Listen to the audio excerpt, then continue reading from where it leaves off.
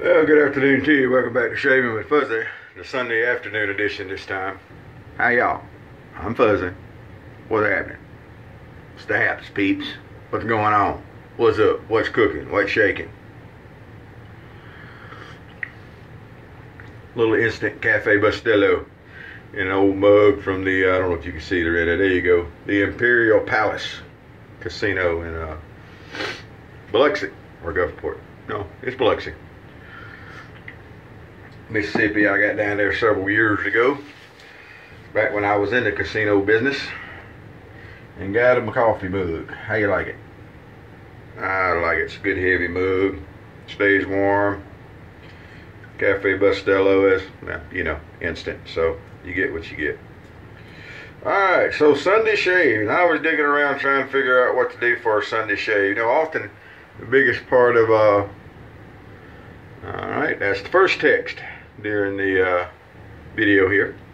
So often the hardest part of figuring the shave out is figuring out what you're going to use. It takes me sometimes longer to figure out what I'm going to use than it does for the actual shave.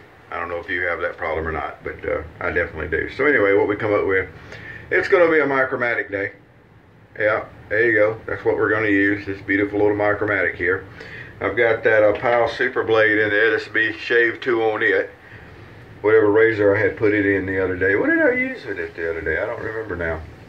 Anyway, I put it in something and shaved it. It's only the second shave so on it, so we're still in good shape. And we're going to use the big old Omega boar brush with the handle by T. White. It's what do they call that? A 400 style handle. And then today I got a sample here a while back from one of the guys around here. Goes with the name Flintstone on toast. Flintstone, I forget what the number is after it, 85 maybe. Anyway, I don't know. Flintstone bread. And he gave me some of this here. Now, I've heard it pronounced Cella. I'm not Italian, I don't know. Us rednecks would say Cella, but you know, Cella. Okay, I'm good with it. I think that's probably what it is. Nice almond flavor to it, scent. And we're going to give it a try. Now, this is in a rather small, as you can tell, container. And we're still going to use the big old boar brush and try to get enough soap out of there to face lather with it. I think it's going to work okay, but we're going to find out together, because I don't know 100% for sure how this is going to go. So anyway, back to work tonight. And then tomorrow off, and then next week, I got, you know, 3 day shifts. But I think it's going to get to be more day shifts than night shifts. I've been kind of alluding to that. And I think that's what's coming still. So it's just, you know, sometimes you take them for the team, huh? There you go. Good stuff. So I know I told the story how every night the geese walk through with their goslings going to one of the ponds in the plant. They feed outside the plant. Anyway, that's the big old brush. Got the brush, the B, what does Tom call this? The B400 by Tom? So there we go, 400 style. And we're just going to try to get enough soap here on the tips of the brush to do what we're going to do. Oh yeah, that ought to work good. So anyway, I know I told you that the geese come by. We have to open the gate and let the geese in with the little goslings. Well, we got several different families that come in. Some of them have little bitty goslings, and some of them have goslings that are about, seriously, they're about, you know, head tall there. Well, that group had come in the other day and they got trapped up behind a fence. One of my co-workers had told me about. And I got a good laugh out of that. Well, happened to me last night. And if you'd have been there watching it, you'd got a good laugh out of it too. Somehow, the little babies, the goslings, got on one side of the fence and the mom and daddy were on the other side of the fence. And as you come down the fence line, when you get right up next to where the guardhouse is, there's a gate. And we keep it open what would be inwards to the gate. So it forms a kind of natural catch pen there. And the babies got up behind that and they couldn't figure out where to go. And of course parents are on the outside of the fence, so all they know to do is keep encouraging them, hey, come on, come on. So I went out and I did the same thing that the other supervisor did the other night with them. First thing I did was swung the gate around so that it's opening the other way so that they can walk around. Well, then you got to go down and get around in front of them and make that behind them and come up and herd them towards the open gate. Because, you know, they don't understand open gate, we can go now. They just see this big thing out there chasing them around and think it's a predator. And of course the mom and dad think it's a predator too. So they're trying to chew their way through a chain link fence to get to you. Think about a mess that made. And the babies are just panicked, so you're having to herd them. So I've got my hat off and, you know, generally urging them along and herding them along. But anyway, finally get them through, and once they get back with the parents calm down, and I'd already opened the gate up enough for them to get through before I went out to do all that, so they got on through the gate and went on about their business, and there they were. But it was kind of comical. No, it was more than kind of comical. It was hilarious out there herding geese, trying to help the little ones find their way through the fence. And then the mom and dad doing their thing. I don't know if you've ever been around geese when they get upset. Geese are kind of mean. And they're all blowing up and got their wings up, their neck stuck out and hissing at me and trying to chew their way through a chain link fence to get to me. You know, all I'm trying to do is help them out. You know, jeez. Get you over to the pond where you can roost tonight and be safe. Well, we do have all kinds of stuff running around that'll, you know, eat a baby goose. I'm sure a coyote would love to get a hold of them. And we do have plenty of coyotes. I saw one not too terribly long ago, coming home from work one morning, early. There we go. So there we go. The Micro Matic. Now, notice I'm not saying open comb Micro Matic because, you know, as I've stated before, Jim never called it the open comb Micro Matic. It was just the Micro Matic. The next one was the Micro Matic clog proof. Then you had the Micro Matic flying wing or guide 9, depending on which one.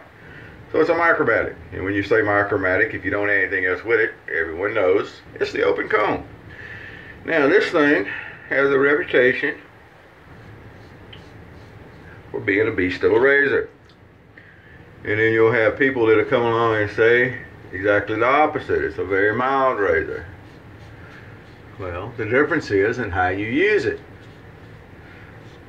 I would tell people that the Micro Matic is a beast if not used properly.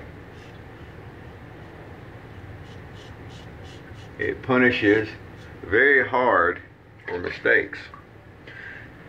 So Jim said to run it flat on the head here, and that's pretty much what I do. And if you run it on the head and you get the angle and you get the pressure right, it is a very nice, efficient razor. You still get some blade feel, which is good. I like that. You get that open comb vibe going from it. And I think that's why most people think it's a monster razor, is because it's an open comb. Remember, open comb does not mean aggressive necessarily. Open comb is just another safety guard. But what you do end up with this razor is very good shapes. And that's what we've got started here while we've been talking. Now, the second thing I noticed, you know, really like this Cella, whatever. I see now why people talk about it. It's very easy to lather. It's got a nice, pleasant almond scent. I like almond. I like rose. I wonder if an almond rose scent would be good. I think that would be very good. Maybe a little mush thrown in to give it a little dark. Call it, you know, rose almond noir or something like that. I don't know what you call it. Bet that'd be an interesting scent, though. Might talk to some people to make soap, see if they've done anything like that. Some rose and some almond. And maybe a little something to muddle it up a little dark to it. Some amber or, I don't know. I'm not good enough with scents to know.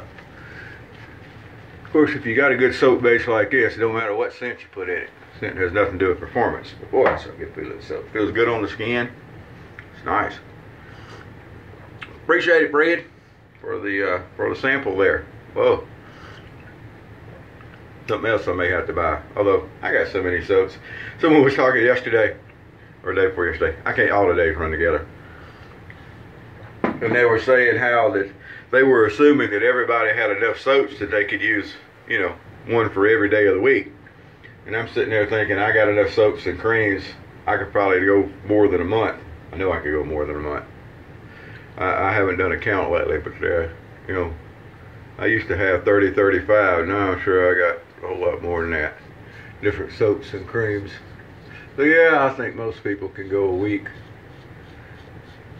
And it was the second question here recently on if you use certain things certain days of the week. Well, as we all know,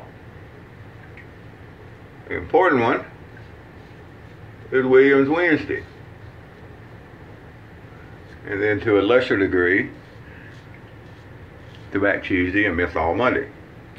You notice that nice little diagonal pass there with the Micro Matic. Yeah, it's so nice. So nice. Now one thing to remember with these razors is you gotta be careful about pressure. But when you're running them on the head like that, they feel so good, the pressure can get out of hand. And then you end up with a bunch of irritation. And it's not because you have sensitive skin, it's because you put too much pressure on the razor. Technique. Often all your problems are going to come back to technique. Never heard that one before, have you? Alright, get the goatee cleaned up, although we'll finish that cleanup with the touch-up pass. We're going to get it started right here. Come around, do pretty good skin stretching with a Micro Matic. Is a good thing. Well, let's rinse this here off and see what we got going. I already know what we got going because I can see it in the mirror and feel it as I'm going. We got a great shave going is what we got going.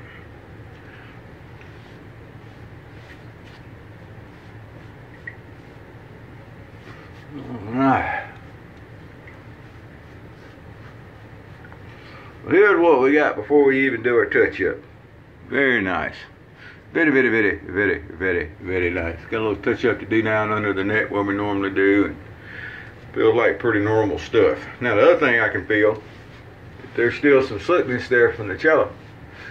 So I could probably just do what I've done before and go add a little more water and work up a little slicky, pasty, slimy thingy on the face there and get the touch-up pass with no problem. But we're going to do it with witch hazel because that's how we do it around here.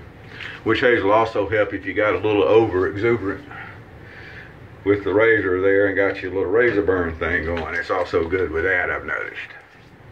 Alright. Shave feels pretty darn good the way it is. So let's get our normal little touch up. We'll start in front of the old ear here and under the jawline. And we'll come under.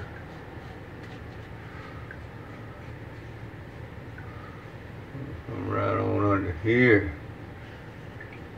I like a old Micro Matics here. It's kind of like using one of the old tractor style lawnmowers. You might not zip around like a zero turn radius, but boy, the yard ends up looking good and everything's cut nice and pretty. And it's comfortable. That's kind of what I like to equate it to. Ooh, that's a good shave right there, I tell you. I probably could have done without about half of that touch up, but it's shaving. I like running a blade around. You know what I'm saying? Cafe Bustello's okay in an instant. I was running a little bit far back today to perk me a pot, so just the instant works. I got a little Sunbeam Hot Shot, and it warms up a cup and a half of water so at a time. Doesn't take it but a minute to warm up enough to use for this kind of stuff. So I use it a lot of times on days like this. I can make hot tea or whatever. You know, good glass of Earl Grey ain't bad. Good cup of Earl Grey ain't bad. So there we go. So that's today's shave. Hope things are going as well in your world. So we're going to go back tonight and see how the geese come in. Whether they make the walk down the road or they get off on the side again. And get things all messed up. Didn't see the family that's got the big group of the little goslings. They're only about that tall now. And they got several of them. They got 8 or 9 of them. The big one has 7. And the little ones they got 8 or 9. I didn't see them last night. I don't know where they roosted, but maybe they'll come back through tonight. It's always fun to see. It really is a good time. So there we go. Well, y'all have a great day. Wherever you are, whatever you're doing, be good at it, do good at it. And remember, most important thing in all, Happy shaves to you.